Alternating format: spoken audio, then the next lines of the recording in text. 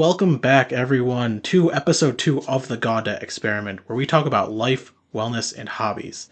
Now, in today's great episode, we're going to first talk about a life update from me, then we're going to move into the ground of emotional regulation and coping skills, and how you might develop those, and what's good coping and bad coping, and then we're going to move into some example where I'm going to walk you through a coping skill that works for me to help with anxiety and worry, and I'm going to walk through another coping technique to help with feelings of depression and like apathy.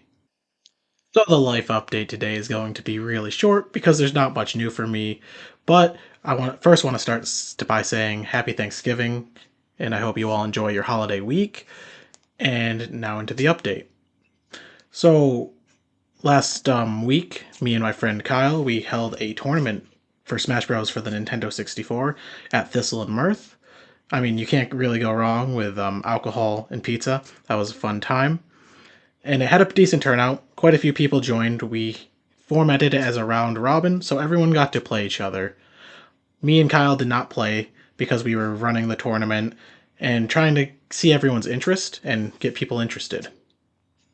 Now, my friend Leo ended up winning the tournament as Kirby, and he did great. And there was a prize of $50 for both the winner of an amateur bracket and the winner of the winner's bracket. And we had controllers provided, and we're looking to try to keep hosting these like once a month and probably at other locations around the local area as well, just because there seems to be interest. And yeah, that's it for the life update. Now, before we move into the next topic of coping skills and emotional regulation skills, I first want to have a little disclaimer that this in no way is a substitute for professional mental health care. So, if you need professional mental health care, please seek someone who's licensed and who will see you in person to have like some formal mental health care, because this is not a substitute. They're just skills, ideas, and advice, and you can choose to follow them. You can choose not to, whatever you feel. All right, moving on. So, what are emotional regulation and coping skills? Well, put very simply, anything you do that helps calm you from like states of anxiety, states of anger, fear, sadness, anything that helps you like calm yourself, keep yourself grounded, and handle your emotions, whether they're really heavy for simple things or even more complicated things like loss in a family. Now, coping skills and emotional regulation skills are very important because they help prevent you from acting in ways that you don't want to act, but they also help you feel better about yourself and take care of yourself a lot better.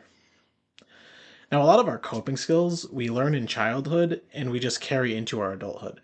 We learn coping skills from watching our parents, from caregivers, even from teachers or peers in the classroom, or even any adult figure from TV or our family. And we literally just learn by copying a lot in the early childhood. And eventually we end up carrying that through into adulthood. We also learn some on our own while we're in childhood, where we learn things by accident that like just help calm our nerves. So what we learn in childhood, though, not always perfect. It does take a village to raise a child, and no community is perfect, no parents are perfect, so everyone develops good coping skills and bad coping skills throughout the period of their life and continue to have them into their adulthood.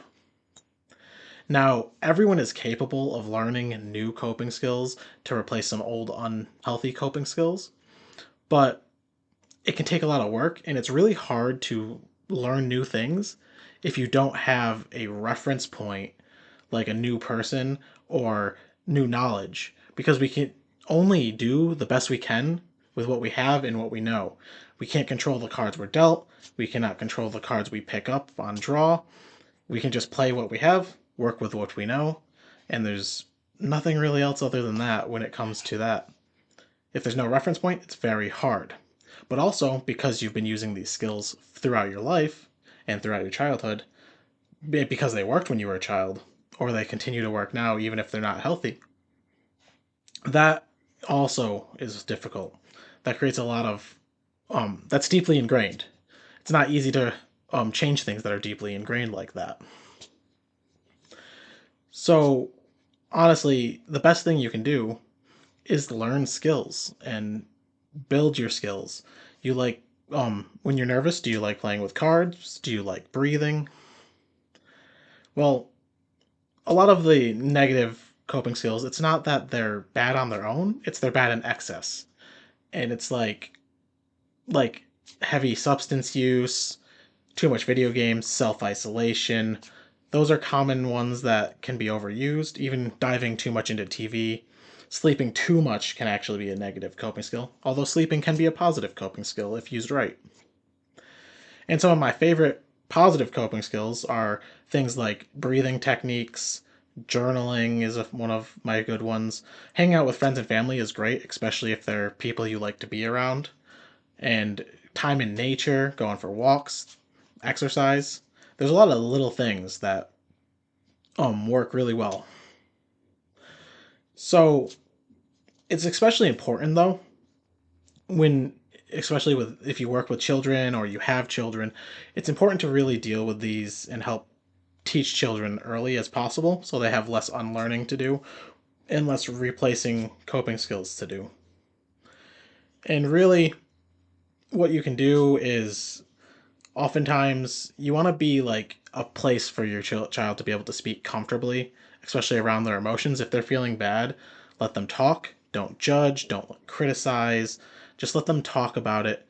Talk to them about it, but don't judge or criticize. Be a positive force when they have any kind of emotion to help make them feel comfortable. And you can, in the moment, teach them a skill to help deal with that particular emotion, especially things that you like to do. You can teach them things in those moments. And yeah, you can teach them in the moment, and you gotta thank them afterwards. It helps them feel appreciated, and they're more likely to keep sharing with you if you do it in a non judgmental way, give them positive regard, and you just listen. You just listen. They need a voice, a listener, and a teacher, and a role model. Now, we're gonna go right into the two techniques that I want to teach, which are one for anxiety and one for depression. So these techniques both work pretty well, especially in the minor cases and sometimes in heavier cases of anxiety and depression feelings. But in more serious cases, these techniques might not work, and you probably need to go see someone for like professional help just to help you sort out those emotions and talk through them. So now for the first technique, it really helps a lot with like anxiety, like heightened emotions like anger, fear, anxiety, worry, panic. Um, it's called diaphragmatic breathing, but it has a simpler name called belly breathing. And essentially, what we do, and I'm going to walk you through it now, is first you put one hand on your chest and one hand on your belly. Now, you can do this with your eyes closed or open, or you can do it seated or standing, whatever is more comfortable for you. So what you're going to want to do is you're going to breathe in through your nose, slowly, at your own pace.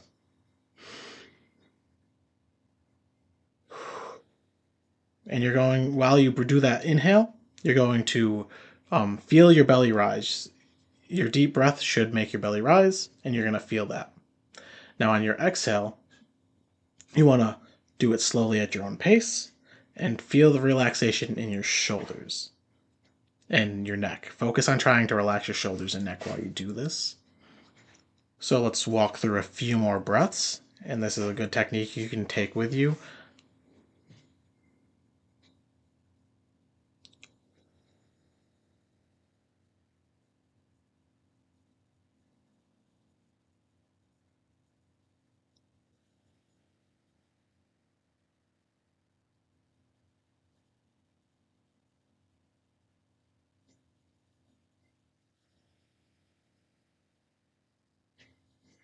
You might already be able to feel that working.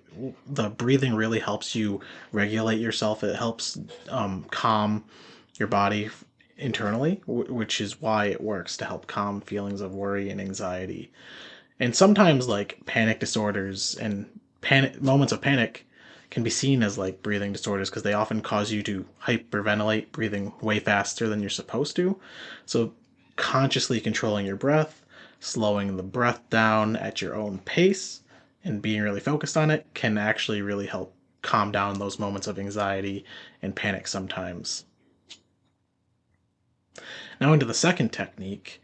This one helps particularly more with like feelings of depression or low motivation, where you're really having trouble getting stuff going. Now, a lot of the time with depression, sadness, lack of motivation, it causes you to do less.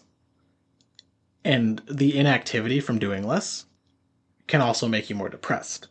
It creates this loop where you're also self isolating, sometimes, maybe, or just not doing things. And not doing things helps feed the depression and sadness, and the depression feeds the not doing things. So the goal is to kind of break that loop.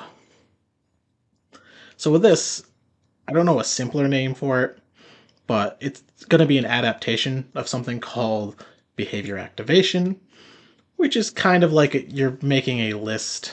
So how this is done is you're going to make a list of all the activities that you enjoy doing. You want to rate them based on from 0 to 10 on how difficult they are for you to do. 0 being not difficult at all, and 10 being very difficult to do right now. So you want to like create that list of all the activities you enjoy doing, and then rate them based on difficulty, and you can also rate them based on enjoyment. Now, starting with the most easy tasks to do, things that are the lower numbers, you can start scheduling them in. Doing them whether you feel like doing them or not. You can just write them in a schedule. Force yourself to do some tasks that are easy, that you enjoy, that help you feel better. Force yourself to do tasks that are taking care of yourself. The goal is not perfection. The goal is to make progress in doing more activity to try to help break you out of that inactivity and depression loop that is created. So your goal is to just keep trying to do these tasks, and after you do them, write how they made you feel, write how you feel, and keep and how difficult it was for you to get started, and note the progress. Note if you feel better. Note if they didn't help you. If the activity didn't help you feel better, maybe you can try doing another activity. But yeah, like maybe you like reading, but you have a hard time reading when you're depressed. Maybe you write in reading as one of them. Maybe it's easy to do, so you schedule it in and you spend a few minutes reading. That might work.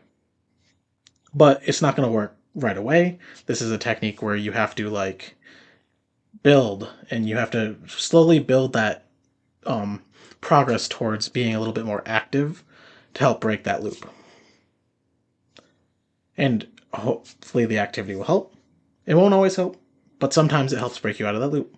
Same if you have social support. It's a good coping skill to reach out to the social support network you have, anyone that you can talk to. Now that's it for the techniques. I hope you can use these or carry them with you and try them on your own. And we're going to wrap up this episode. Well, as I said, that's it for this episode. I hope you guys can take away the techniques of belly breathing and behavior activation and can find them useful in your life. And I hope you walk away with a better understanding of how emotional regulation and coping skills work and how you might develop more skills. Now, this was a fun episode for me to make. I hope you all enjoyed listening, and I'm looking forward to seeing you guys all in the next episode.